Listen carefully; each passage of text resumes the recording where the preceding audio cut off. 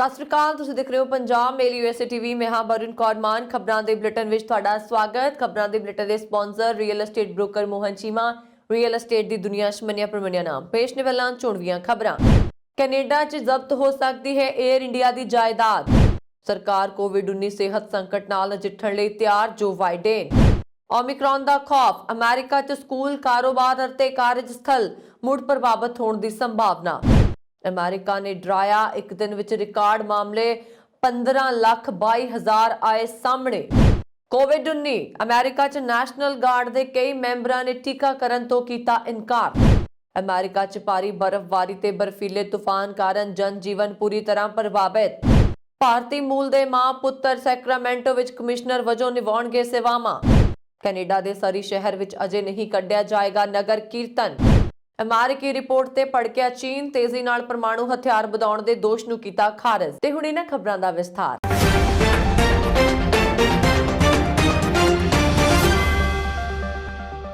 Canada ਦੀ ਇੱਕ ਅਦਾਲਤ ਵਿੱਚ ਭਾਰਤ ਸਰਕਾਰ ਨੂੰ ਵੱਡਾ ਝਟਕਾ ਲੱਗਾ ਹੈ। ਕੈਨੇਡਾ ਦੀ ਇੱਕ ਅਦਾਲਤ ਨੇ 에ਅਰ ਇੰਡੀਆ ਅਤੇ 에ਅਰਪੋਰਟ ਅਥਾਰਟੀ ਆਫ ਇੰਡੀਆ ਦੀਆਂ ਜਾਇਦਾਦਾਂ ਦੇ ਵਾਸ ਮਲਟੀਮੀਡੀਆ ਨਾਲ ਚੱਲ ਰਹੇ ਕਈ ਸਾਲ ਪੁਰਾਣੇ ਮੁਕੱਦਮੇ ਵਿੱਚ ਜ਼ਬਤ ਕਰਨ ਦੀ ਮਨਜ਼ੂਰੀ ਦੇ ਦਿੱਤੀ ਹੈ। ਇਹ ਜਾਇਦਾਦਾਂ ਕੈਨੇਡੀਅਨ ਸੂਬੇ ਕਿਊਬਿਕ ਵਿੱਚ ਇੰਟਰਨੈਸ਼ਨਲ 에ਅਰ ਟਰਾਂਸਪੋਰਟ ਐਸੋਸੀਏਸ਼ਨ ਕੋਲ ਰੱਖੀਆਂ ਗਈਆਂ ਨੇ।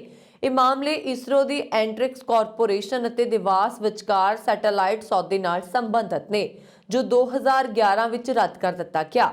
ਇਸ ਮਾਮਲੇ ਵਿੱਚ ਇੰਟਰਨੈਸ਼ਨਲ ਚੈਂਬਰ ਆਫ ਕਾਮਰਸ ਦੀ ਅਦਾਲਤ ਨੇ ਦਿਵਾਸ ਦੇ ਹੱਕ ਵਿੱਚ ਫੈਸਲਾ ਸੁਣਾਉਂਦਿਆਂ ਭਾਰਤ ਸਰਕਾਰ ਨੂੰ $1.3 ਬਿਲੀਅਨ ਦਾ ਭੁਗਤਾਨ ਕਰਨ ਲਈ ਕਿਹਾ ਸੀ। ਦਿਵਾਸ ਦੇ ਵਿਦੇਸ਼ੀ ਸ਼ੇਅਰ ਧਾਰਕ ਇਸ ਫੈਸਲੇ ਦੇ ਆਧਾਰ ਤੇ ਵਸੂਲੀ ਲਈ ਕੈਨੇਡਾ ਅਤੇ ਅਮਰੀਕਾ ਸਮੇਤ ਕਈ ਦੇਸ਼ਾਂ ਵਿੱਚ ਭਾਰਤ ਸਰਕਾਰ ਖਿਲਾਫ ਅਦਾਲਤ 'ਚ ਗਏ ਸਨ। ਕਿਊਬਿਕ ਦੀ ਸੁਪੀਰੀਅਰ ਕੋਰਟ ਨੇ ਇਸ ਸੰਬੰਧ ਵਿੱਚ 24 ਨਵੰਬਰ ਅਤੇ 21 ਦਸੰਬਰ ਨੂੰ 2 ਹੁਕਮ ਦਿੱਤੇ ਸਨ। ਇਸ ਵਿੱਚ IATA ਕੋਲ ਰੱਖੀ AIE ਅਤੇ 에ਅਰ ਇੰਡੀਆ ਦੀਆਂ ਜਾਇਦਾਦਾਂ ਨੂੰ ਜ਼ਬਤ ਕਰਨ ਦੇ ਹੁਕਮ ਦਿੱਤੇ ਗਏ ਸਨ ਤਾਂ ਜੋ ਦਿਵਾਸ ਦੇ ਹੱਕ ਵਿੱਚ ਵਸੂਲੀ ਕੀਤੀ ਜਾ ਸਕੇ। ਇਨ੍ਹਾਂ ਹੁਕਮਾਂ ਦੇ ਬਾਅਦ ਕਿਊਬਿਕ ਵਿੱਚ AAI ਦੀ ਲਗਭਗ 6.8 ਮਿਲੀਅਨ ਦੀ ਜਾਇਦਾਦ ਜ਼ਬਤ ਕੀਤੀ ਗਈ ਸੀ। 에ਅਰ ਇੰਡੀਆ ਦੀਆਂ ਕਿੰਨੀਆਂ ਜਾਇਦਾਦਾਂ ਜ਼ਬਤ ਕੀਤੀਆਂ ਗਈਆਂ ਨੇ, ਇਸ ਦੀ ਸਹੀ ਕੀਮਤ ਦਾ ਅਜੇ ਪਤਾ ਨਹੀਂ ਲੱਗ ਸਕਿਆ ਹੈ। ਹਾਲਾਂਕਿ ਦੱਸਿਆ ਜਾ ਰਿਹਾ ਕਿ 에ਅਰ ਇੰਡੀਆ ਦੀ $30 ਮਿਲੀਅਨ ਤੋਂ ਵੱਧ ਦੀ ਜਾਇਦਾਦ ਜ਼ਬਤ ਹੋ ਸਕਦੀ ਹੈ।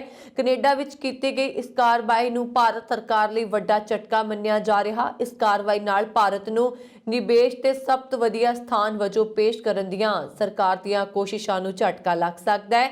ਇਸ ਫੈਸਲੇ ਨਾਲ ਵਿਦੇਸ਼ੀ ਨਿਵੇਸ਼ਕਾਂ ਵਿੱਚ ਇਹ ਸੰਦੇਸ਼ ਜਾ ਸਕਦਾ ਹੈ ਕਿ ਭਾਰਤ ਨਿਵੇਸ਼ ਲਈ ਸੁਰੱਖਿਅਤ ਨਹੀਂ ਹੈ। ਫਿਲਹਾਲ ਇਸ ਫੈਸਲੇ ਤੇ ਭਾਰਤ ਸਰਕਾਰ, 에ਅਰ ਇੰਡੀਆ ਜਾਂ AAI ਵੱਲੋਂ ਕੋਈ ਅਧਿਕਾਰਤ ਪ੍ਰਤੀਕਿਰਿਆ ਨਹੀਂ ਆਈ। 에ਅਰ ਇੰਡੀਆ ਦੀ ਹਾਲ ਹੀ ਵਿੱਚ ਇੱਕ ਸਫਲ ਨਿਲਾਮੀ ਹੋਈ ਹੈ ਅਤੇ ਹੁਣੇ ਟਾਟਾ ਸਮੂਹ ਦਾ ਹਿੱਸਾ ਬਣ ਗਈ ਹੈ। ਹਾਲਾਂਕਿ ਕੈਨੇਡਾ 'ਚ ਕੀਤੀ ਗਈ ਕਾਰਵਾਈ ਨਾਲ ਟਾਟਾ ਗਰੁੱਪ ਨੂੰ ਕੋਈ ਨੁਕਸਾਨ ਹੋਣ ਦਾ ਖਦਸ਼ਾ ਨਹੀਂ ਹੈ। ਟਾਟਾ ਸਮੂਹ ਅਤੇ ਸਰਕਾਰ ਵਿਚਕਾਰ ਹੋਏ ਸੌਦੇ ਵਿੱਚ ਮੁਆਵਜ਼ੇ ਦੀ ਧਾਰਾ ਹੈ, ਜਿਸ ਵਿੱਚ ਅਜਿਹੇ ਮਾਮਲਿਆਂ ਵਿੱਚ ਸੁਰੱਖਿਅਤ ਕਵਰ ਦੀ ਵਿਵਸਥਾ ਕੀਤੀ ਗਈ ਹੈ। ਤੇਜ਼ੀ ਨਾਲ ਫੈਲਣ ਦੀ ਸਮਰੱਥਾ ਰੱਖਦੇ ਕੋਵਿਡ-19 ਦੇ ਨਵੇਂ ਰੂਪ ਓਮਿਕਰੌਨ ਕਾਰਨ ਵੱਧ ਰਹੇ ਕੋਵਿਡ ਮਾਮਲਿਆਂ ਦਰਮਿਆਨ ਰਾਸ਼ਟਰਪਤੀ ਜੋ ਬਾਈਡਨ ਨੇ ਇੱਕ ਵਾਰ ਫਿਰ ਅਮਰੀਕੀਆਂ ਨੂੰ ਭਰੋਸਾ ਦਿੱਤਾ ਹੈ ਕਿ ਸੰਘੀ ਸਰਕਾਰ ਸਿਹਤ ਸੰਕਟ ਨਾਲ ਨਜਿੱਠਣ ਲਈ ਤਿਆਰ ਹੈ। ਵਾਈਟ ਹਾਊਸ ਕੋਵਿਡ-19 ਰਿਸਪੌਂਸ ਟੀਮ ਨਾਲ ਮੀਟਿੰਗ ਤੋਂ ਪਹਿਲਾਂ ਦੇਸ਼ ਵਾਸੀਆਂ ਨੂੰ ਸੰਬੋਧਨ ਕਰਦਿਆਂ ਰਾਸ਼ਟਰਪਤੀ ਨੇ ਇੱਕ ਵਾਰ ਫਿਰ ਅਮਰੀਕੀਆਂ ਨੂੰ ਕਿਹਾ ਕਿ ਉਹ ਵੈਕਸੀਨ ਲਵਾਉਣ ਤੇ ਮਾਸਕ ਜ਼ਰੂਰ ਪਹਿਨਣ ਤਾਂ ਜੋ ਕੋਰੋਨਾ ਦੇ ਫੈਲਾਅ ਨੂੰ ਰੋਕਿਆ ਜਾ ਸਕੇ। ਉਹਨਾਂ ਨੇ ਕਿਹਾ ਕਿ ਸਾਡੇ ਕੋਲ ਹਰ ਅਮਰੀਕੀ ਲਈ ਵੈਕਸੀਨ ਤੇ ਬੂਸਟਰ ਖੁਰਾਕ ਮੌਜੂਦ ਹੈ, ਪਰ ਅਜੇ 3.5 ਕਰੋੜ ਬਾਲਗਾਂ ਨੇ ਟੀਕਾਕਰਨ ਨਹੀਂ ਕਰਵਾਇਆ ਹੈ। ਉਹਨਾਂ ਨੇ ਕਿਹਾ ਕਿ ਟੀਕਾਕਰਨ ਹੀ ਵਾਇਰਸ ਵਿਰੁੱਧ ਮਜ਼ਬੂਤ ਰੱਖਿਆ ਦੇ ਬਾਹਰ ਹੈ। ਰਾਸ਼ਟਰਪਤੀ ਨੇ ਕਿਹਾ ਓਮਿਕਰੌਨ ਕਾਰਨ ਗੰਭੀਰ ਬਿਮਾਰੀ ਤੋਂ ਲੈ ਕੇ ਲੋਕਾਂ ਨੂੰ ਬਚਾਉਣ ਲਈ ਸਾਡੇ ਕੋਲ ਸਾਧਨ ਨੇ, ਜੇਕਰ ਲੋਕ ਇਹ ਸਾਧਨ ਵਰਤਣ ਲਈ ਤਿਆਰ ਨੇ। ਉਹਨਾਂ ਨੇ ਕਿਹਾ 2022 ਵਿੱਚ ਸਾਡੇ ਕੋਲ ਆਸਵੰਦ ਹੋਣ ਦੇ ਕਈ ਕਾਰਨ ਮੌਜੂਦ ਨੇ, ਪਰ ਕਿਰਪਾ ਕਰਕੇ ਉਸ ਪਰਮਾਤਮਾ ਦੀ ਖਾਤਰ ਜੋ ਕੁਝ ਸਾਡੇ ਕੋਲ ਹੈ ਉਸ ਦਾ ਲਾਹਾ ਲਿਆ ਜਾਵੇ। ਰਾਸ਼ਟਰਪਤੀ ਨੇ ਸਕੂਲ ਖੋਲ੍ਹਣ ਦੀ ਮਹੱਤਤਾ ਉੱਪਰ ਜ਼ੋਰ ਦਿੰਦਿਆਂ ਕਿਹਾ ਕਿ ਸਰਕਾਰ ਨੇ ਫਾਈਜ਼ਰ ਤੋਂ ਕੋਵਿਡ ਦੇ ਇਲਾਜ ਲਈ ਗੋਲੀਆਂ ਖਰੀਦਣ ਦਾ ਆਰਡਰ ਦੁੱਗਣਾ ਕਰ ਦਿੱਤਾ ਹੈ ਤੇ ਹੁਣ 1 ਕਰੋੜ ਦੀ ਬਜਾਏ 2 ਕਰੋੜ ਗੋਲੀਆਂ ਖਰੀਦੀਆਂ ਜਾ ਰਹੀਆਂ ਨੇ। ਇੱਥੇ ਜ਼ਿਕਰਯੋਗ ਹੈ ਕਿ ਅਮਰੀਕਾ ਵਿੱਚ ਲੰਘੇ ਸੋਮਵਾਰ ਪਹਿਲੀ ਵਾਰ ਓਮਿਕਰੌਨ ਵਾਇਰਸ ਦੇ 10 ਲੱਖ ਮਾਮਲੇ ਸਾਹਮਣੇ ਆਏ ਨੇ, ਜਦਕਿ ਇਸ ਤੋਂ ਪਹਿਲਾਂ ਸਭ ਤੋਂ ਵੱਧ ਮਾਮਲੇ ਲੰਘੇ ਵੀਰਵਾਰ 5,91,000 ਆਏ ਸਨ। ਜੌਨਸ ਹੌਪਕਿੰਸ ਯੂਨੀਵਰਸਿਟੀ ਦੇ ਅੰਕੜਿਆਂ ਅਨੁਸਾਰ ਪਿਛਲੇ ਹਫ਼ਤੇ ਹਰ 100 ਅਮਰੀਕਨ ਪਿੱਛੇ ਇੱਕ ਅਮਰੀਕੀ ਕੋਵਿਡ ਵਾਇਰਸ ਦੀ ਲਪੇਟ ਵਿੱਚ ਆਇਆ ਹੈ। ਵੱਧਦੇ ਮਾਮਲਿਆਂ ਕਾਰਨ ਹਸਪਤਾਲਾਂ ਉੱਪਰ ਦਬਾਅ ਵੱਧ ਗਿਆ। ਅਮਲੇ ਦੀ ਪੈਦਾ ਹੋਈ ਘਾਟ ਕਾਰਨ ਕੰਪਨੀਆਂ ਨੂੰ ਉਡਾਣਾਂ ਰੱਦ ਕਰਨੀਆਂ ਪੈ ਰਹੀਆਂ ਨੇ ਤੇ ਸਕੂਲ ਬੱਚਿਆਂ ਨੂੰ ਨਿੱਜੀ ਤੌਰ ਤੇ ਪੜ੍ਹਾਈ ਕਰਵਾਉਣ ਦੀਆਂ ਯੋਜਨਾਵਾਂ ਉੱਪਰ ਮੁੜ ਵਿਚਾਰ ਕਰਨ ਲਈ ਮਜਬੂਰ ਹੋਏ ਨੇ। ਅਮਰੀਕਾ ਵਿੱਚ ਕੋਵਿਡ-19 ਦੇ ਮਾਮਲਿਆਂ ਵਿੱਚ ਵਿਸਫੋਟ ਤੋਂ ਬਾਅਦ ਦੇਸ਼ ਭਰ ਦੇ ਕੁਝ ਸਕੂਲਾਂ ਨੇ ਸੋਮਵਾਰ ਨੂੰ ਛੁੱਟੀਆਂ ਦੀ ਮਿਆਦ ਵਧਾ ਦਿੱਤੀ ਹੈ ਜਾਂ ਸਿੱਖਿਆ ਦੇ ਆਨਲਾਈਨ ਮੋਡ ਵਿੱਚ ਵਾਪਸੀ ਕਰ ਲਈ ਹੈ, ਜਦੋਂ ਕਿ ਹੋਰਾਂ ਨੇ ਅਜਿਹਾ ਨਹੀਂ ਕੀਤਾ। ਉਹਨਾਂ ਦਾ ਮੰਨਣਾ ਹੈ ਕਿ ਅਮਰੀਕਾ ਦੇ ਲੋਕਾਂ ਨੂੰ ਵਾਇਰਸ ਨਾਲ ਇਕੱਠੇ ਰਹਿਣਾ ਸਿੱਖਣ ਦੀ ਲੋੜ ਹੈ। ਸੰਕਰਮਣ ਦੇ ਡਰੋਂ ਅਧਿਆਪਕਾਂ ਅਤੇ ਆਪਣੇ ਬੱਚਿਆਂ ਨੂੰ ਕਲਾਸ ਵਿੱਚ ਭੇਜਣ ਦੀ ਇੱਛਾ ਰੱਖਣ ਵਾਲੇ ਮਾਪਿਆਂ ਦੀਆਂ ਅਰਜ਼ੀਆਂ ਵਿੱਚ ਉਲਝੇ ਹੋਏ ਨਿਊਯਾਰਕ, ਮਿਲਵਾਕੀ, ਸ਼ਿਕਾਗੋ, ਡੈਟਰੋਇਟ ਅਤੇ ਇਸ ਤੋਂ ਬਾਹਰ ਦੇ ਸ਼ਹਿਰਾਂ ਦੇ ਸਕੂਲ ਬਹੁਤ ਜ਼ਿਆਦਾ ਛੂਤਕਾਰੀ ਓਮਿਕਰੋਨ ਕਾਰਨ ਅਕਾਦਮਿਕ ਸਾਲ ਦੌਰਾਨ ਖੁਦ ਨੂੰ ਇੱਕ ਮੁਸ਼ਕਿਲ ਸਥਿਤੀ ਵਿੱਚ ਦੇਖ ਰਹੇ ਨੇ। ਦੇਸ਼ ਦੀ ਸਭ ਤੋਂ ਵੱਡੀ ਸਕੂਲ ਪ੍ਰਣਾਲੀ ਦੇ ਸ਼ਹਿਰ ਨਿਊਯਾਰਕ ਸਿਟੀ ਨੇ ਲਗਭਗ 10 ਲੱਖ ਵਿਦਿਆਰਥੀਆਂ ਲਈ ਟੇਕ ਹੋਮ ਕੋਵਿਡ-19 ਟੈਸਟ ਕਿੱਟਾਂ ਦੇ ਨਾਲ ਕਲਾਸਰੂਮ ਦੁਬਾਰਾ ਖੋਲੇ ਅਤੇ ਉਹਨਾਂ ਦੀ ਸਕੂਲਾਂ ਵਿੱਚ ਕੀਤੇ ਗਏ ਟੈਸਟਾਂ ਦੀ ਸੰਖਿਆ ਨੂੰ ਦੁੱਗਣਾ ਕਰਨ ਦੀ ਯੋਜਨਾ ਹੈ। ਸ਼ਹਿਰ ਦੇ ਮੇਅਰ ਐਡਰਿਕ ਇਰਮੇਸ ਨੇ MSNBC ਨੂੰ ਦੱਸਿਆ ਕਿ ਅਸੀਂ ਸੁਰੱਖਿਅਤ ਰਹਾਂਗੇ ਅਤੇ ਅਸੀਂ ਆਪਣੇ ਬੱਚਿਆਂ ਨੂੰ ਸਿੱਖਿਅਤ ਕਰਨ ਲਈ ਸਕੂਲਾਂ ਨੂੰ ਖੁੱਲ੍ਹਾ ਰੱਖਣ ਜਾ ਰਹੇ ਹਾਂ, ਜਦੋਂ ਕਿ ਅਧਿਆਪਕ ਯੂਨੀਅਨ ਨੇ ਮੇਅਰ ਨੂੰ ਇੱਕ ਹਫ਼ਤੇ ਲਈ ਵਿਅਕਤੀਗਤ ਤੌਰ ਤੇ ਪੜ੍ਹਾਉਣ ਨੂੰ ਮੁਅੱਤਲ ਕਰਨ ਲਈ ਕਿਹਾ ਸੀ। ਉੱਥੇ ਸ਼ਹਿਰ ਦੇ ਅਧਿਕਾਰੀ ਲੰਬੇ ਸਮੇਂ ਤੋਂ ਕਹਿ ਰਹੇ ਸਨ ਕਿ ਮਾਸਕ ਅਤੇ ਸਕਰੀਨਿੰਗ ਦੀਆਂ ਜ਼ਰੂਰਤਾਂ ਅਤੇ ਹੋਰ ਸੁਰੱਖਿਅਤ ਉਪਾਵਾਂ ਦਾ ਮਤਲਬ ਹੈ ਕਿ ਬੱਚੇ ਸਕੂਲ ਵਿੱਚ ਸੁਰੱਖਿਅਤ ਨੇ। ਸ਼ਹਿਰ ਵਿੱਚ ਕਰਮਚਾਰੀਆਂ ਲਈ ਟੀਕਾਕਰਨ ਦਾ ਆਦੇਸ਼ ਵੀ ਹੈ। ਅਮਰੀਕਾ ਵਿੱਚ ਟੈਕਸਾਸ ਦੇ ਅਧਿਕਾਰੀਆਂ ਨੇ ਦੱਸਿਆ ਕਿ ਨੈਸ਼ਨਲ ਗਾਰਡ ਦੇ ਹਜ਼ਾਰਾਂ ਮੈਂਬਰ ਕੋਵਿਡ-19 ਵਿਰੋਧੀ ਟੀਕੇ ਲੈਣ ਤੋਂ ਇਨਕਾਰ ਕਰ ਰਹੇ ਨੇ। ਟੈਕਸਾਸ ਦੇ ਅਟਾਰਨੀ ਜਨਰਲ ਕੇਨ ਪੈਕਸਟਨ ਨੇ ਇਹ ਜਾਣਕਾਰੀ ਦਿੰਦੇ ਹੋਏ ਰਾਸ਼ਟਰਪਤੀ ਜੋ ਬਾਈਡਨ ਦੇ ਪ੍ਰਸ਼ਾਸਨ ਦੇ ਉਸ ਆਦੇਸ਼ ਨੂੰ ਅਦਾਲਤ ਵਿੱਚ ਚੁਣੌਤੀ ਦਿੱਤੀ ਹੈ, ਜਿਸ ਵਿੱਚ ਫੌਜ ਦੇ ਸਾਰੇ ਮੈਂਬਰਾਂ ਲਈ ਟੀਕਾਕਰਨ ਕਰਵਾਉਣਾ ਲਾਜ਼ਮੀ ਕੀਤਾ ਗਿਆ। ਓਕਲਾਹੋਮਾ ਦੇ ਗਵਰਨਰ ਦੀ ਅਜਿਹੀ ਚੁਣੌਤੀ ਨੂੰ ਇੱਕ ਸੰਘੀ ਜੱਜ ਵਜੋਂ ਖਾਰਜ ਕਰਨ ਦੇ ਇੱਕ ਹਫ਼ਤੇ ਬਾਅਦ ਪਾਕਿਸਤਾਨ ਨੇ ਮੰਗਲਵਾਰ ਨੂੰ ਮੁਕੱਦਮਾ ਦਾਇਰ ਕੀਤਾ ਹੈ। ਇਹ ਮੁਕੱਦਮਾ ਗਾਰਡ ਦੇ ਮੈਂਬਰਾਂ ਲਈ ਟੀਕੇ ਲਗਵਾਉਣ ਨੂੰ ਲਾਜ਼ਮੀ ਬਣਾਉਣ ਲਈ ਰਿਪਬਲਿਕਨ ਪਾਰਟੀ ਦੇ ਵੱਧ ਰਹੇ ਵਿਰੋਧ ਦੇ ਵਿਚਕਾਰ ਦਾਇਰ ਕੀਤਾ ਗਿਆ। ਨੈਸ਼ਨਲ ਗਾਰਡ ਦੇ ਟੈਕਸਾਸ ਵਿੱਚ 20,000 ਤੋਂ ਵੱਧ ਮੈਂਬਰ ਨੇ, ਜੋ ਕਿ ਰਾਜ ਵਿੱਚ ਤਾਇਨਾਤ ਸਭ ਤੋਂ ਵੱਡੀ ਟੁਕੜੀ ਹੈ। ਪੂਰਬੀ ਟੈਕਸਾਸ ਦੀ ਇੱਕ ਸੰਘੀ ਅਦਾਲਤ ਵਿੱਚ ਦਾਇਰ ਮੁਕੱਦਮੇ ਮੁਤਾਬਕ ਇਸ ਦੇ ਲਗਭਗ 40% ਆਰਮੀ ਨੈਸ਼ਨਲ ਗਾਰਡ ਮੈਂਬਰ ਧਾਰਮਿਕ ਅਤੇ ਹੋਰ ਕਾਰਨਾਂ ਦਾ ਹਵਾਲਾ ਦਿੰਦੇ ਹੋਏ ਕੋਵਿਡ-19 ਵਿਰੋਧੀ ਟੀਕੇ ਲੈਣ ਤੋਂ ਇਨਕਾਰ ਕਰ ਰਹੇ ਨੇ। ਇਸ ਵਿੱਚ ਕਿਹਾ ਗਿਆ ਹੈ ਕਿ ਟੈਕਸਾਸ ਗਾਰਡ ਦੇ 200 ਤੋਂ ਵੱਧ ਏਅਰਮੈਨ ਵੀ ਟੀਕਾਕਰਨ ਤੋਂ ਇਨਕਾਰ ਕਰ ਰਹੇ ਨੇ। ਰੱਖਿਆ ਸਕੱਤਰ ਲੋਇਡ ਆਸਟਿਨ ਦੇ ਫੌਜ ਦੇ ਸਾਰੇ ਮੈਂਬਰਾਂ ਲਈ ਟੀਕੇ ਲਾਜ਼ਮੀ ਬਣਾਉਣ ਦੇ ਫੈਸਲੇ ਨੂੰ ਕਈ ਚੁਣੌਤੀਆਂ ਦਾ ਸਾਹਮਣਾ ਕਰਨਾ ਪੈ ਰਿਹਾ ਹੈ। ਟੈਕਸਾਸ ਵਿੱਚ ਇੱਕ ਹੋਰ ਸੰਘੀ ਜੱਜ ਨੇ ਸੋਮਵਾਰ ਨੂੰ 35 ਨੇਵੀ ਮਲਾਹਾਂ ਦੇ ਖਿਲਾਫ ਕਾਰਵਾਈ ਨੂੰ ਰੋਕਣ ਦਾ ਹੁਕਮ ਦਿੱਤਾ, ਜੋ ਧਾਰਮਿਕ ਆਧਾਰ ਤੇ ਹੁਕਮ ਮੰਨਣ ਤੋਂ ਇਨਕਾਰ ਕਰ ਰਹੇ ਨੇ। ਇੱਥੇ ਦੱਸਦੇ ਹੈ ਕਿ ਅਮਰੀਕਾ 'ਚ ਪਿਛਲੇ 2 ਹਫ਼ਤਿਆਂ 'ਚ ਕੋਰੋਨਾ ਦੇ ਮਾਮਲਿਆਂ 'ਚ ਤੇਜ਼ੀ ਨਾਲ ਵਾਧਾ ਹੋ ਰਿਹਾ। ਰੋਜ਼ਾਨਾ ਕੋਰੋਨਾ ਦੇ ਮਾਮਲਿਆਂ 'ਚ ਵਾਧਾ ਦੇਖਿਆ ਜਾ ਰਿਹਾ। ਕ੍ਰਿਸਮਸ ਦੀਆਂ ਛੁੱਟੀਆਂ ਤੋਂ ਬਾਅਦ ਓਮਿਕਰੋਨ ਦੇ ਵਾਧੇ ਮਾਮਲਿਆਂ ਦੇ ਵਿੱਚ ਅਮਰੀਕਾ 'ਚ ਇੱਕ ਦਿਨ 'ਚ 15,22,000 ਲੋਕਾਂ ਨੂੰ ਕੋਰੋਨਾ ਹੋਣ ਦੀ ਸੂਚਨਾ ਦਰਜ ਕੀਤੀ ਗਈ ਹੈ। ਇਹ ਗਿਣਤੀ ਪੂਰੀ ਦੁਨੀਆ ਦੇ ਰੋਜ਼ਾਨਾ ਮਾਮਲਿਆਂ ਦੇ ਜੋੜ ਤੋਂ ਵੀ ਜ਼ਿਆਦਾ ਪਿਛਲੀ ਲਹਿਰ ਦੀ ਤੁਲਨਾ ਵਿੱਚ 3 ਗੁਣਾ ਜ਼ਿਆਦਾ ਹੈ। ਇਸ ਵਿਚਾਲੇ ਹੀ ਫਰਾਂਸ ਵਿੱਚ ਕੋਰੋਨਾ ਦਾ ਨਵਾਂ ਵੇਰੀਐਂਟ IHU ਮਿਲਿਆ। ਮਾਰਾ ਨੇ ਦੱਸਿਆ ਹੈ ਕਿ IHU ਵੇਰੀਐਂਟ ਵੈਕਸੀਨ ਨੂੰ ਲੈ ਕੇ ਜ਼ਿਆਦਾ ਪ੍ਰਤੀਰੋਧੀ ਹੈ, ਇਸ ਲਈ ਇਹ ਹੋਰ ਵੀ ਖਤਰਨਾਕ ਹੋ ਸਕਦਾ ਹੈ ਕਿਉਂਕਿ ਇਸ ਤੇ ਕਿਸੇ ਟੀਕੇ ਦਾ ਅਸਰ ਨਹੀਂ ਹੋਏਗਾ। ਦੇਸ਼ ਵਿੱਚ ਇਸ ਦੇ 12 ਮਾਮਲੇ ਸਾਹਮਣੇ ਆਏ ਨੇ। ਇਸ ਵਿਚਾਲੇ ਦੁਨੀਆ ਵਿੱਚ ਕੋਰੋਨਾ ਮਾਮਲੇ 29.2 ਕਰੋੜ ਪਾਰ ਹੋ ਗਏ ਨੇ ਤੇ ਅਮਰੀਕਾ ਵਿੱਚ ਬੁਰੇ ਹਾਲਾਤ ਨੇ। ਦੇਸ਼ ਦੇ ਹਸਪਤਾਲਾਂ ਵਿੱਚ 3/4 ਬਿਸਤਰ ਮਰੀਜ਼ਾਂ ਨਾਲ ਭਰੇ ਨੇ ਤੇ ICU ਵਿੱਚ 18,500 ਤੋਂ ਜ਼ਿਆਦਾ ਕੋਵਿਡ-19 ਦੇ ਮਰੀਜ਼ ਨੇ। US centre for disease control and prevention ਦੇ ਮੁਤਾਬਕ 31 ਦਸੰਬਰ ਤੋਂ ਬਾਅਦ ਸ਼ੁਰੂ ਹਫ਼ਤੇ ਵਿੱਚ ਹਰ ਦਿਨ 'ਚ 500 ਤੋਂ ਜ਼ਿਆਦਾ ਬੱਚੇ ਭਰਤੀ ਹੋ ਰਹੇ ਨੇ। ਜੌਨਸ ਹੌਪਕਿੰਸ ਯੂਨੀਵਰਸਿਟੀ ਨੇ ਦੱਸਿਆ ਕਿ ਪਿਛਲੇ ਹਫ਼ਤੇ ਵਿੱਚ ਹਰ 100 ਵਿੱਚੋਂ ਇੱਕ ਵਿਅਕਤੀ ਕੋਰੋਨਾ ਪੋਜ਼ਿਟਿਵ ਪਾਇਆ ਗਿਆ। ਇਸ ਨੂੰ ਦੇਖਦੇ ਹੋਏ ਰਾਸ਼ਟਰਪਤੀ ਅਤੇ ਉਪ ਰਾਸ਼ਟਰਪਤੀ ਨੇ ਵਾਈਟ ਹਾਊਸ ਵਿੱਚ ਕੋਰੋਨਾ ਟੀਮ ਨਾਲ ਬੈਠਕ ਕਰਕੇ ਮਾਮਲੇ ਦੀ ਸਮੀਖਿਆ ਕਰਨ ਵਾਲੇ ਹਨ। ਦੱਖਣੀ ਤੇ ਮੱਧ ਐਟਲਾਂਟਾ ਵਿੱਚ ਭਾਰੀ ਬਰਫ਼ਬਾਰੀ ਤੇ ਬਰਫੀਲੇ ਤੂਫਾਨ ਕਾਰਨ ਆਮ ਜਨਜੀਵਨ ਬੁਰੀ ਤਰ੍ਹਾਂ ਪ੍ਰਭਾਵਿਤ ਹੋਇਆ ਹੈ। ਅਮਰੀਕਾ ਦੇ ਵੱਖ-ਵੱਖ ਹਵਾਈ ਅੱਡਿਆਂ ਤੋਂ 2900 ਤੋਂ ਵੱਧ ਉਡਾਣਾਂ ਸੋਮਵਾਰ ਨੂੰ ਰੱਦ ਕਰ ਦਿੱਤੀਆਂ ਗਈਆਂ, ਜਦੋਂ ਕਿ 4200 ਤੋਂ ਵੱਧ ਉਡਾਣਾਂ ਦੇਰੀ ਨਾਲ ਚੱਲੀਆਂ। ਬਿਜਲੀ ਦੀ ਸਪਲਾਈ ਪ੍ਰਭਾਵਿਤ ਹੋਣ ਕਾਰਨ ਤਕਰੀਬਨ 8,50,000 ਲੋਕ ਇਸ ਸਰਦੀ ਵਿੱਚ ਬਿਨਾਂ ਬਿਜਲੀ ਤੋਂ दिन रात ਕੱਟਣ ਲਈ ਮਜਬੂਰ ਨੇ। ਮੌਸਮ ਵਿਭਾਗ ਵੱਲੋਂ ਕਈ ਥਾਵਾਂ ਤੇ 6 ਤੋਂ 12 ਇੰਚ ਤੱਕ ਬਰਫ਼ਬਾਰੀ ਹੋਣ ਦੀ ਸੰਭਾਵਨਾ ਪ੍ਰਗਟਾਈ ਗਈ ਹੈ। ਵਰਜੀਨੀਆ ਦੇ ਪੂਰਬ ਤੋਂ ਲੈ ਕੇ ਮੈਰੀਲੈਂਡ ਦੇ ਪੂਰਬੀ ਕੰਢੇ, ਡੈਲਾਵੇਅਰ ਤੇ ਦੱਖਣੀ ਨਿਊ ਜਰਸੀ ਵਿੱਚ ਭਾਰੀ ਬਰਫ਼ਬਾਰੀ ਹੋਣ ਦੀ ਸੰਭਾਵਨਾ ਹੈ। ਵਰਜੀਨੀਆ, ਮੈਰੀਲੈਂਡ, ਨਿਊ ਜਰਸੀ ਤੇ ਉੱਤਰੀ ਕੈਰੋਲੀਨਾ ਵਿੱਚ 10 ਇੰਚ ਤੱਕ ਬਰਫ਼ਬਾਰੀ ਹੋਣ ਦੀਆਂ ਰਿਪੋਰਟਾਂ ਨੇ। ਕੌਮੀ ਮੌਸਮ ਸੇਵਾ ਨੇ ਚੇਤਾਵਨੀ ਜਾਰੀ ਕੀਤੀ ਹੈ ਕਿ 35 ਮੀਲ ਪ੍ਰਤੀ ਘੰਟਾ ਦੀ ਰਫ਼ਤਾਰ ਨਾਲ ਬਰਫੀਲੀਆਂ ਹਵਾਵਾਂ ਚੱਲਣ ਕਾਰਨ ਸਫ਼ਰ ਕਰਨਾ ਮੁਸ਼ਕਿਲ ਹੋ ਸਕਦਾ ਹੈ। ਪੈਦਾ ਹੋਏ ਹਾਲਾਤ ਦੇ ਮੱਦੇਨਜ਼ਰ ਵਾਸ਼ਿੰਗਟਨ 'ਚ ਸੰਘੀ ਦਫ਼ਤਰ ਸੋਮਵਾਰ ਬੰਦ ਕਰ ਦਿੱਤੇ ਗਏ। ਅਨੇਕਾਂ ਸਕੂਲ ਵੀ ਬੰਦ ਕਰ ਦੇਣ ਦਾ ਐਲਾਨ ਕੀਤਾ ਗਿਆ ਹੈ। ਭਾਰਤੀ ਮੂਲ ਦੇ ਕਿਸੇ ਪਰਿਵਾਰ ਲਈ ਇਹ ਸ਼ਾਇਦ ਆਪਣੀ ਕਿਸਮ ਦੀ ਪਹਿਲੀ ਪ੍ਰਾਪਤੀ ਹੈ ਕਿ ਮਾਂ ਪੁੱਤਰ ਨੂੰ ਸੈਕਰਾਮੈਂਟੋ ਦੇ ਕਮਿਸ਼ਨਰ ਨਿਯੁਕਤ ਕੀਤਾ ਗਿਆ। ਭਾਰਤੀ ਮੂਲ ਦੇ ਅਕਸਾਜ਼ ਮਹਿਤਾ ਤੇ ਉਸ ਦੀ ਮਾਂ ਸੁਮਿਤਾ ਮਹਿਤਾ ਨੇ ਆਪਣੀ ਨਿਯੁਕਤੀ ਉੱਪਰ ਖੁਸ਼ੀ ਪ੍ਰਗਟ ਕਰਦਿਆਂ ਕਿਹਾ ਕਿ ਉਹ ਸੈਕਰਾਮੈਂਟੋ ਸ਼ਹਿਰ ਵਾਸੀਆਂ ਲਈ ਪੂਰੀ ਤਨਦੇਹੀ ਤੇ ਇਮਾਨਦਾਰੀ ਨਾਲ ਸੇਵਾਵਾਂ ਨਿਭਾਉਣਗੇ। ਅਕਸਾਜ਼ ਮਹਿਤਾ ਸੈਕਰਾਮੈਂਟੋ ਆਰਟਸ ਅਤੇ ਕ੍ਰੀਏਟਿਵ ਇਕਨੋਮਿਕ ਕਮਿਸ਼ਨ ਵਿੱਚ ਸੇਵਾ ਕਰਦੇ ਨੇ, ਜਦੋਂ ਕਿ ਸੁਮਿਤਾ ਯੂਥ ਪਰਕਸ ਅਤੇ ਕਮਿਊਨਿਟੀ ਐਨਰਿਚਮੈਂਟ ਕਮਿਸ਼ਨ ਵਿੱਚ ਕੰਮ ਕਰਦੇ ਨੇ। ਦੋਵੇਂ ਮਾਂ ਪੁੱਤਰ ਸੰਬੰਧਿਤ ਕਮਿਸ਼ਨ ਤੇ ਪਹਿਲੇ ਭਾਰਤੀ ਅਮਰੀਕੀ ਵੀ ਨੇ। ਅਕਸਾਜ਼ ਮਹਿਤਾ 16 ਨੂੰ ਦਸੰਬਰ 2021 ਵਿੱਚ mayor pro tem Angelique Ashby, council member Sean Loloee, council member Jeff Harris ਅਤੇ ਕੌਂਸਲ ਮੈਂਬਰ ਕੈਂਟੀ ਵੈਨਜ਼ੂਏਲਾ ਦੀ personal and public employees committee ਦੁਆਰਾ Sacramento arts and creative economic commission ਵਿੱਚ ਨਿਯੁਕਤ ਕੀਤੀ ਗਈ ਸੀ ਤੇ ਸੁਮਿਤਾ ਮਹਿਤਾ ਨੂੰ ਮਾਰਚ 2019 ਵਿੱਚ ਇੱਕ ਕਮਿਸ਼ਨਰ ਵਜੋਂ ਨਿਯੁਕਤ ਕੀਤਾ ਗਿਆ ਸੀ। ਕੈਨੇਡਾ ਦੇ ਸਰੀ ਸ਼ਹਿਰ ਵਿੱਚ ਅਜੇ ਨਗਰ ਕੀਰਤਨ ਨਹੀਂ ਸਜਾਇਆ ਜਾਏਗਾ। ਪਹਿਲਾਂ ਵੈਸਟ ਨਿਊਟਨ ਵਿਖੇ 9 ਜਨਵਰੀ ਨੂੰ ਸ਼ਹੀਦੀ ਸਾਕਾ ਨਗਰ ਕੀਰਤਨ ਸਜਾਇਆ ਜਾਣਾ ਸੀ, ਪਰ ਹੁਣ ਕੋਰੋਨਾ ਤੇ ਇਸ ਦੇ ਨਵੇਂ ਵੈਰੀਐਂਟ ਓਮਿਕਰੌਨ ਦੇ ਕੇਸ ਵਧਣ ਕਾਰਨ ਇਹ ਨਗਰ ਕੀਰਤਨ ਮੁਲਤਵੀ ਕਰ ਦਿੱਤਾ ਗਿਆ। ਗੁਰਦੁਆਰਾ ਅੰਮ੍ਰਿਤ ਪ੍ਰਕਾਸ਼ ਟੈਂਪਲ ਨੇ 9 ਜਨਵਰੀ ਨੂੰ ਸਵੇਰੇ 8:30 ਵਜੇ ਤੋਂ ਦੁਪਹਿਰ 3:30 ਵਜੇ ਤੱਕ ਸ਼ਹੀਦੀ ਸਾਕਾ ਨਗਰ ਕੀਰਤਨ ਕੱਢਣਾ ਸੀ। ਗੁਰਦੁਆਰਾ ਸਾਹਿਬ ਵੱਲੋਂ ਕਿਹਾ ਗਿਆ ਕਿ ਨਗਰ ਕੀਰਤਨ ਦੌਰਾਨ ਜ਼ਿਆਦਾ ਇਕੱਠ ਹੋਣ ਕਾਰਨ ਮਹਾਮਾਰੀ ਫੈਲਣ ਦਾ ਖਤਰਾ ਵੱਧ ਜਾਂਦਾ ਹੈ। ਇਸ ਲਈ ਸਥਾਨਕ ਲੋਕਾਂ ਦੀ ਸਿਹਤ ਨੂੰ ਧਿਆਨ ਵਿੱਚ ਰੱਖਦਿਆਂ ਇਹ ਨਗਰ ਕੀਰਤਨ ਮੁਲਤਵੀ ਕਰਨ ਦਾ ਫੈਸਲਾ ਲਿਆ ਗਿਆ ਹੈ।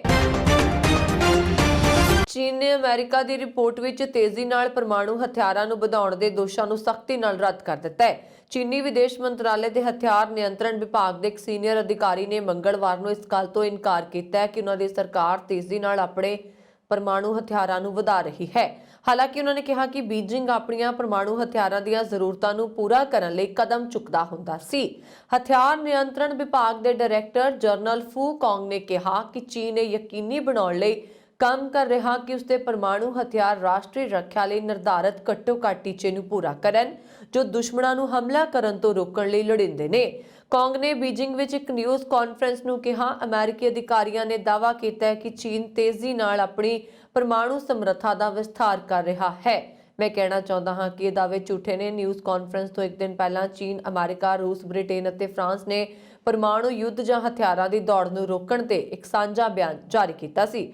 ਅਮਰੀਕੀ ਰੱਖਿਆ ਵਿਭਾਗ ਨੇ ਨਵੰਬਰ ਵਿੱਚ ਇੱਕ ਰਿਪੋਰਟ 'ਚ ਕਿਹਾ ਸੀ ਕਿ ਚੀਨ ਆਪਣੀ ਪਰਮਾਣੂ ਸਮਰੱਥਾ ਨੂੰ ਪਹਿਲਾਂ ਦੇ ਅੰਦਾਜ਼ੇ ਨਾਲੋਂ ਤੇਜ਼ੀ ਨਾਲ ਵਧਾ ਰਿਹਾ ਹੈ ਅਤੇ 2030 ਤੱਕ ਉਸ ਕੋਲ 1000 ਤੋਂ ਵੱਧ ਵਾਰਹੈਡ ਹੋ ਸਕਦੇ ਨੇ। ਅਮਰੀਕਾ ਕੋਲ 3750 ਪਰਮਾਣੂ ਹਥਿਆਰ ਨੇ। ਅਮਰੀਕਾ ਦੇ ਕੈਲੀਫੋਰਨੀਆ ਸੂਬੇ ਵਿੱਚ ਆਪਣੀ ਕਿਸਮ ਦਾ ਅਨੋਖਾ ਮਾਮਲਾ ਸਾਹਮਣੇ ਆਇਆ। ਇੱਥੇ ਨਵੇਂ ਸਾਲ ਦੀ ਸ਼ਾਮ ਨੂੰ ਜੋੜੇ ਬੱਚਿਆਂ ਦਾ ਜਨਮ ਹੋਇਆ। ਇਹਨਾਂ ਵਿੱਚੋਂ ਇੱਕ ਬੱਚੇ ਦਾ ਜਨਮ ਸਾਲ 2021 ਅਤੇ ਦੂਜੇ ਦਾ ਸਾਲ 2022 ਵਿੱਚ ਹੋਇਆ। ਦੱਸਿਆ ਜਾ ਰਿਹਾ ਕਿ ਇਹਨਾਂ ਬੱਚਿਆਂ ਦੀ ਮਾਂ ਦਾ ਨਾਮ ਫਾਤਿਮਾ ਹੈ ਅਤੇ ਸ਼ੁੱਕਰਵਾਰ ਰਾਤ ਨੂੰ ਹੋਈ ਇਸ ਅਨੋਖੀ ਡਿਲੀਵਰੀ ਤੋਂ ਉਹ ਖੁਦ ਹੈਰਾਨ ਨੇ। ਕੈਲੀਫੋਰਨੀਆ ਦੇ ਇੱਕ ਹਸਪਤਾਲ ਵਿੱਚ ਪਹਿਲੇ ਬੱਚੇ ਦਾ ਜਨਮ 31 ਦਸੰਬਰ ਰਾਤ 11:45 ਤੇ ਹੋਇਆ, ਜਦਕਿ ਦੂਜੇ ਬੱਚੇ ਦਾ ਜਨਮ ਲਗਭਗ 15 ਮਿੰਟ ਬਾਅਦ 1 ਜਨਵਰੀ 2022 ਨੂੰ ਹੋਇਆ। ਡਾਕਟਰਾਂ ਨੇ ਸ਼ਨੀਵਾਰ ਨੂੰ ਜਾਰੀ ਇੱਕ ਬਿਆਨ ਵਿੱਚ ਕਿਹਾ ਕਿ ਇਹ ਜੋੜੇ ਬੱਚੇ ਦੋ ਵੱਖ-ਵੱਖ ਸਾਲਾਂ ਵਿੱਚ ਹੋਏ ਨੇ। ਅਜਿਹਾ ਸਿਰਫ 20 ਲੱਖ ਮਾਮਲਿਆਂ ਵਿੱਚੋਂ ਇੱਕ 'ਚ ਹੁੰਦਾ ਹੈ। ਨਟੀ ਵਿਵਾਦ ਮੈਡੀਕਲ ਸੈਂਟਰ ਦੇ ਇੱਕ ਪਰਿਵਾਰਕ ਡਾਕਟਰ ਨੇ ਕਿਹਾ ਕਿ ਯਕੀਨੀ ਤੌਰ ਤੇ ਮੇਰੇ ਕੈਰੀਅਰ ਦੇ ਸਭ ਤੋਂ ਯਾਦਗਾਰ ਜਨਮਾਂ ਵਿੱਚੋਂ ਇੱਕ ਹੈ। ਉਹਨਾਂ ਨੇ ਕਿਹਾ ਕਿ ਸਾਲ 2021 ਅਤੇ ਸਾਲ 2022 ਵਿੱਚ ਪੈਦਾ ਹੋਣ ਵਾਲੇ ਇਹਨਾਂ ਮਾਸੂਮ ਬੱਚਿਆਂ ਦੀ ਮਦਦ ਕਰਕੇ ਮੈਨੂੰ ਬਹੁਤ ਖੁਸ਼ੀ ਮਹਿਸੂਸ ਹੋ ਰਹੀ ਹੈ। ਨਵਾਂ ਸਾਲ ਸ਼ੁਰੂ ਕਰਨ ਦਾ ਕਿੰਨਾ ਵਧੀਆ ਤਰੀਕਾ ਹੈ। ਹਸਪਤਾਲ ਨੇ ਟਵੀਟ ਕਰਕੇ ਦੱਸਿਆ ਕਿ ਅਜਿਹਾ 20 ਮਾਮਲਿਆਂ ਵਿੱਚੋਂ ਇੱਕ ਵਿੱਚ ਹੁੰਦਾ ਹੈ ਜਦੋਂ ਦੋ ਜੋੜੇ ਬੱਚਿਆਂ ਨੇ ਜਨਮ ਦੀ ਤਾਰੀਖ, ਮਹੀਨਾ ਅਤੇ ਸਾਲ ਵੱਖ-ਵੱਖ ਹੁੰਦੇ ਨੇ।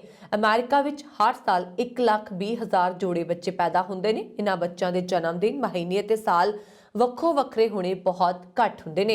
ਇਸ ਦੁਰਲਭ ਘਟਨਾ ਤੇ ਬੱਚਿਆਂ ਦੀ ਮਾਂ ਨੇ ਕਿਹਾ ਕਿ ਮੇਰੀ ਸਮਝ ਤੋਂ ਪਰੇ ਹੋਣ ਦਾ ਮਾਮਲਾ ਹੈ।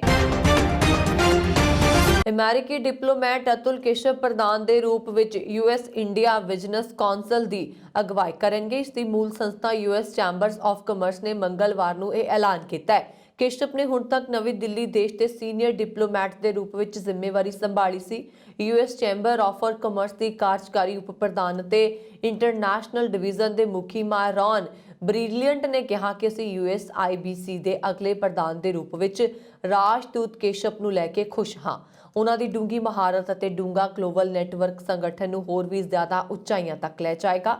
ਕੇਸ਼ਵ ਨੇ 28 ਸਾਲਾਂ ਤੱਕ ਅਮਰੀਕੀ ਵਿਦੇਸ਼ ਸੇਵਾ 'ਚ ਕਾਰਜਕਾਲ ਦੌਰਾਨ ਕਈ ਸੀਨੀਅਰ ਸਰਕਾਰੀ ਅਹੁਦਿਆਂ ਤੇ ਕੰਮ ਕੀਤਾ ਹੈ। ਉਹਨਾਂ ਨੇ ਨਿਸ਼ਾ ਦੇਸਾਈ ਵਿਸਲਾਲ ਦੀ ਥਾਂ ਲਈ ਹੈ। ਪਾਕਿਸਤਾਨ ਦੇ ਪੰਜਾਬ ਸੂਬੇ ਵਿੱਚ 2 ਯਾਤਰੀ ਬੱਸਾਂ ਦੀ ਆਮੋ ਸਾਹਮਣੇ ਹੋਈ ਟੱਕਰ ਵਿੱਚ ਘੱਟੋ-ਘੱਟ 10 ਲੋਕਾਂ ਦੀ ਮੌਤ ਹੋ ਗਈ ਹੈ ਤੇ 40 ਜ਼ਖਮੀ ਹੋ ਗਏ ਨੇ। ਦੱਸਿਆ ਗਿਆ ਕਿ ਇੱਕ ਬੱਸ ਲਾਹੌਰ ਤੋਂ ਕਰੀਬ 400 ਕਿਲੋਮੀਟਰ ਦੂਰ ਹਸੀਲਪੁਰ ਜਾ ਰਹੀ ਸੀ, ਜਦਕਿ ਦੂਜੀ ਬੱਸ ਉਲਟੀ ਦਿਸ਼ਾ ਤੋਂ ਆ ਰਹੀ ਸੀ। ਸੋਮਵਾਰ ਰਾਤ ਇਹ ਹਾਦਸਾ ਵਾਪਰਿਆ। ਜਾਣਕਾਰੀ ਮੁਤਾਬਕ ਬਸਤੀ ਭੂਰੀ ਸ਼ਾਹ ਵਿੱਚ ਇੱਕ ਬੱਸ ਦੇ ਡਰਾਈਵਰ ਨੇ ਮੋਟਰਸਾਈਕਲ ਸਵਾਰ ਨੂੰ ਬਚਾਉਣ ਦੇ ਚੱਕਰ ਵਿੱਚ ਬੱਸ ਤੇ ਕੰਟਰੋਲ ਖੋ ਲਿਆ ਅਤੇ ਉਲਟੀ ਦਿਸ਼ਾ ਤੋਂ ਆ ਰਹੀ ਦੂਜੀ ਬੱਸ ਨੂੰ ਟੱਕਰ ਮਾਰ ਦਿੱਤੀ। ਜ਼ਖਮੀਆਂ ਨੂੰ ਬਚਾਉਣ ਦੇ ਲਈ ਬਚਾਅ ਅਧਿਕਾਰੀਆਂ ਦੇ ਮੌਕੇ ਤੇ ਪੁੱਜਣ ਤੋਂ ਪਹਿਲਾਂ ਸਥਾਨਕ ਲੋਕਾਂ ਨੇ ਵੀ ਮਦਦ ਕੀਤੀ ਹੈ। ਬ੍ਰਿਟਿਸ਼ ਮੂਲ ਦੀ ਸਿੱਖ ਮਹਿਲਾ ਫੌਜੀ ਅਫਸਰ ਪ੍ਰੀਤੀ ਚਾਂਡੀ ਨੇ ਦੱਖਣੀ ਧਰੁਵ ਦੀ ਇਕੱਲੀ ਮੁਹਿੰਮ ਨੂੰ ਪੂਰਾ ਕਰ ਲਿਆ। ਅਜਿਹਾ ਕਰਕੇ ਚਾਂਡੀ ਨੇ ਪਹਿਲੀ ਗੈਰ ਗੋਰੀ ਔਰਤ ਬਣ ਕੇ ਇਤਿਹਾਸ ਰਚਿਆ ਹੈ। CNN ਦੀ ਰਿਪੋਰਟ ਮੁਤਾਬਕ ਚਾਂਡੀ ਦਾ ਸਾਹਸਿਕ ਕੰਮ ਪਿਛਲੇ ਸਾਲ ਨਵੰਬਰ ਵਿੱਚ ਸ਼ੁਰੂ ਹੋਇਆ ਸੀ, ਜਦੋਂ ਉਸਨੇ ਅੰਟਾਰਕਟਿਕਾ ਦੇ ਹਰਕਿਊਲਸ ਇਨਲੇਟ ਤੋਂ ਆਪਣੀ ਅਸਮਰਥਿਤ ਯਾਤਰਾ ਸ਼ੁਰੂ ਕੀਤੀ ਸੀ। ਉਸਨੇ ਅਗਲੇ ਕੁਝ ਹਫ਼ਤੇ ਅੰਟਾਰਕਟਿਕਾ ਵਿੱਚ ਇਕੱਲੇ ਸਕੀਇੰਗ ਵਿੱਚ ਬਿਤਾਏ ਅਤੇ 3 ਜਨਵਰੀ ਨੂੰ ਘੋਸ਼ਣਾ ਕੀਤੀ ਕਿ ਉਸਨੇ 40 ਦਿਨਾਂ ਵਿੱਚ 700 ਮੀਲ ਦਾ ਸਫ਼ਰ ਪੂਰਾ ਕਰ ਲਿਆ। ਚਾਂਡੀ ਨੇ ਆਪਣੇ ਬਲੌਗ ਤੇ ਐਲਾਨ ਕੀਤਾ ਕਿ ਮੈਂ ਦੱਖਣੀ ਧਰੁਵ ਤੱਕ ਪਹੁੰਚ ਗਈ ਹਾਂ, ਜਿੱਥੇ ਬਰਫ਼ਬਾਰੀ ਹੋ ਰਹੀ ਹੈ। 32 ਸਾਲਾ ਪੋਲਰ ਪ੍ਰੀਤ ਦੇ ਉਪਨਾਮ ਵਾਲੀ ਜੇਤੂ ਨੇ ਕਿਹਾ ਕਿ ਇਸ ਸਮੇਂ ਬਹੁਤ ਸਾਰੀਆਂ ਭਾਵਨਾਵਾਂ ਮਹਿਸੂਸ ਕਰ ਰਹੀਆਂ। ਆਖਰਕਾਰ ਇੱਥੇ ਆ ਕੇ ਬਹੁਤ ਵਧੀਆ ਮਹਿਸੂਸ ਹੁੰਦਾ ਹੈ। ਚਾਂਡੀ ਨੇ ਪਹਿਲਾਂ ਕਿਹਾ ਸੀ ਕਿ ਅੰਟਾਰਕਟਿਕਾ ਧਰਤੀ ਦਾ ਸਭ ਤੋਂ ਠੰਡਾ, ਸਭ ਤੋਂ ਉੱਚਾ ਤੇ ਸਭ ਤੋਂ ਸੁੱਕਾ ਤੇ ਹਵਾ ਵਾਲਾ ਮਹਾਂਦੀਪ ਹੈ। ਉੱਥੇ ਕੋਈ ਵੀ ਪੱਕੇ ਤੌਰ ਤੇ ਨਹੀਂ ਰਹਿੰਦਾ। ਜਦੋਂ ਮੈਂ ਪਹਿਲੀ ਵਾਰ ਯੋਜਨਾ ਬਣਾਉਣੀ ਸ਼ੁਰੂ ਕੀਤੀ ਸੀ ਤਾਂ ਮੈਨੂੰ ਮਹਾਂਦੀਪ ਬਾਰੇ ਬਹੁਤ ਪਤਾ ਨਹੀਂ ਸੀ ਅਤੇ ਇਸ ਗੱਲ ਨੇ ਮੈਨੂੰ ਉੱਥੇ ਜਾਣ ਲਈ ਪ੍ਰੇਰਿਤ ਕੀਤਾ। ਕੈਨੇਡਾ ਵਿੱਚ ਕੋਰੋਨਾ ਦੇ ਨਵੇਂ ਵੇਰੀਐਂਟ ਓਮਿਕਰੌਨ ਕਾਰਨ ਇਨਫੈਕਸ਼ਨ ਦੇ ਮਾਮਲੇ ਤੇਜ਼ੀ ਨਾਲ ਵਧੇ ਨੇ। ਇਸ ਕਾਰਨ ਸਭ ਤੋਂ ਵੱਧ ਆਬਾਦੀ ਵਾਲੇ ਸੂਬੇ ਓਨਟਾਰੀਓ ਵਿੱਚ ਸਾਰੇ ਸਕੂਲ ਬੰਦ ਕਰ ਦਿੱਤੇ ਜਾਣਗੇ। ਸੂਬੇ ਦੇ ਪ੍ਰੀਮੀਅਰ ਨੇ ਘੋਸ਼ਣਾ ਕੀਤੀ ਹੈ ਕਿ ਅਤਿਸ਼ੂਤਕਾਰੀ ਓਮਿਕਰੌਨ ਵੇਰੀਐਂਟ ਦੁਆਰਾ ਫੈਲਣ ਵਾਲੇ ਰਿਕਾਰਡ ਸੰਖਿਆ ਵਿੱਚ ਕੋਰੋਨਾ ਵਾਇਰਸ ਸੰਕਰਮਣ ਕਾਰਨ ਆਨਲਾਈਨ ਸਿਖਲਾਈ ਦਿੱਤੀ ਜਾਏਗੀ। ਪ੍ਰੀਮੀਅਰ ਡਗ ਫੋਰਡ ਨੇ ਸੋਮਵਾਰ ਨੂੰ ਇੰਡੋਰ ਡਾਈਨਿੰਗ ਬੰਦ ਕਰਨ ਦਾ ਐਲਾਨ ਕੀਤਾ ਹੈ। ਜਿਮ ਅਤੇ ਸਿਨੇਮਾ ਘਰ ਵੀ ਬੰਦ ਰਹਿਣਗੇ ਅਤੇ ਹਸਪਤਾਲਾਂ ਨੂੰ ਵੀ ਸਾਰੀਆਂ ਗੈਰ ਜ਼ਰੂਰੀ ਸਰਜਰੀਆਂ ਰੋਕਣ ਲਈ ਕਿਹਾ ਗਿਆ। ਅਮਰੀਕੀ ਸ਼ਹਿਰਾਂ ਅਤੇ ਰਾਜਾਂ ਦੇ ਉਲਟ ਓਨਟਾਰੀਓ ਦੁਬਾਰਾ ਤਾਲਾਬੰਦੀ ਵਿੱਚ ਜਾ ਰਿਹਾ। US ਵਾਂਗ ਓਨਟਾਰੀਓ ਵਿੱਚ ਵੀ ਰਿਕਾਰਡ ਨਵੀਆਂ ਲਾਗਾਂ ਵੇਖਣ ਨੂੰ ਮਿਲ ਰਹੀਆਂ ਨੇ। ਫੋਰਡ ਦੇ ਅਨੁਮਾਨਾਂ ਵੱਲ ਇਸ਼ਾਰਾ ਕੀਤਾ ਹੈ ਕਿ ਹਸਪਤਾਲ ਵਿੱਚ ਮਰੀਜ਼ਾਂ ਦੀ ਕੁੱਲ ਸੰਖਿਆ ਕੁਝ ਹਫ਼ਤਿਆਂ ਦੇ ਅੰਦਰ ਸਮਰੱਥਾ ਤੋਂ ਵੱਧ ਜਾਏਗੀ, ਕਿਉਂਕਿ ਓਮਿਕਰੌਨ ਕਾਰਨ ਮਾਮਲੇ ਵਧਣ ਦਾ ਖਦਸ਼ਾ ਹੈ। ਫੋਰਡ ਨੇ ਕਿਹਾ ਕਿ ਅਸੀਂ ਪ੍ਰਭਾਵ ਲਈ ਤਿਆਰ ਹਾਂ। ਫੋਰਡ ਨੇ ਅੱਗੇ ਕਿਹਾ ਕਿ ਕੇਸਾਂ ਦੀ ਸੁਨਾਮੀ ਦੀ ਉਮੀਦ ਕਰ ਰਹੇ ਹਨ ਅਤੇ ਅਨੁਮਾਨ ਮੁਤਾਬਕ ਇੱਕ ਦਿਨ ਵਿੱਚ 1 ਲੱਖ ਨਵੇਂ ਕੇਸਾਂ ਵਿੱਚੋਂ ਸਿਰਫ 1% ਹਸਪਤਾਲਾਂ ਨੂੰ ਪ੍ਰਭਾਵਿਤ ਕਰ ਸਕਦੇ ਨੇ।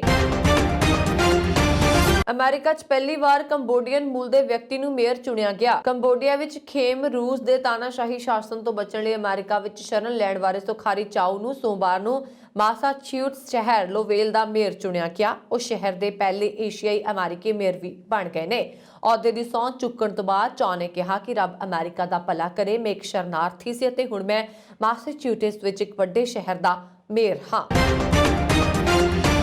ਕਾਂਗਰਸ ਵਿੱਚ ਸ਼ਾਮਲ ਹੋਏ ਪੰਜਾਬੀ ਗਾਇਕ ਸਿੱਧੂ ਮੂਸੇਵਾਲਾ ਦੇ ਬਾਗੀ ਸੁਰ ਵਿਖਣ ਲੱਗੇ ਨੇ। ਉਹਨਾਂ ਨੇ ਕਿਹਾ ਕਿ ਕਾਂਗਰਸ ਵਿਧਾਨ ਸਭਾ ਚੋਣਾਂ ਵਿੱਚ ਟਿਕਟ ਨਹੀਂ ਦਿੰਦੀ ਤਾਂ ਉਹ ਆਜ਼ਾਦ ਉਮੀਦਵਾਰ ਦੇ ਤੌਰ ਤੇ ਚੋਣਾਂ ਲੜਨਗੇ, ਪਰ ਮਾਨਸਾ ਛੱਡ ਕੇ ਕਿਤੇ ਨਹੀਂ ਜਾਣਗੇ। ਮਾਨਸਾ 'ਚ ਟਕਸਾਲੀ ਕਾਂਗਰਸੀਆਂ ਵੱਲੋਂ ਮੂਸੇਵਾਲ ਦਾ ਵਿਰੋਧ ਹੋ ਰਿਹਾ।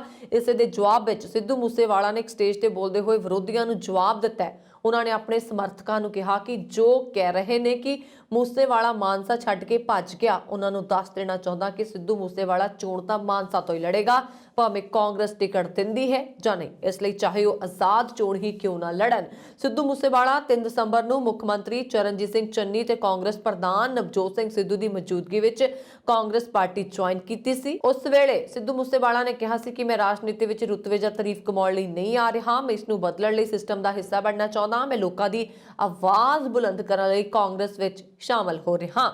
ਗੌਰਤਲਬ ਹੈ ਕਿ ਟਕਸਾਲੀ ਕਾਂਗਰਸੀਆਂ ਵੱਲੋਂ ਸਿੱਧੂ ਮੂਸੇਵਾਲੇ ਦਾ ਲਗਾਤਾਰ ਵਿਰੋਧ ਕੀਤਾ ਜਾ ਰਿਹਾ। ਪਿਛਲੇ ਦਿਨੀ ਮੁੱਖ ਮੰਤਰੀ ਚਰਨਜੀਤ ਚੰਨੀ ਦੀ ਮਾਨਸਾ ਫੇਰੀ ਦੌਰਾਨ ਗਾਇਕ ਤੋਂ ਨਵੇਂ ਬਣੇ ਕਾਂਗਰਸੀ ਆਗੂ ਸਿੱਧੂ ਮੂਸੇਵਾਲਾ ਨੂੰ ਕਾਂਗਰਸ ਵਰਕਰਾਂ ਦੇ ਵਿਰੋਧ ਦਾ ਸਾਹਮਣਾ ਕਰਨਾ ਪਿਆ ਸੀ। ਇਹ ਸਨ ਹੁਣ ਤੱਕ ਦੀਆਂ ਖਬਰਾਂ। ਮੈਨੂੰ ਬਰਨ ਕੌਰ ਮਾਨ ਨੂੰ ਦਿਓ ਆ ਗਿਆ। ਹੋਰ ਖਬਰਾਂ ਦੇ ਲਈ ਸਾਡਾ YouTube ਚੈਨਲ ਪੰਜਾਬ ਮੇਲ USA TV ਜ਼ਰੂਰ ਸਬਸਕ੍ਰਾਈਬ ਕਰੋ। ਸਤਿ ਸ਼੍ਰੀ ਅਕਾਲ।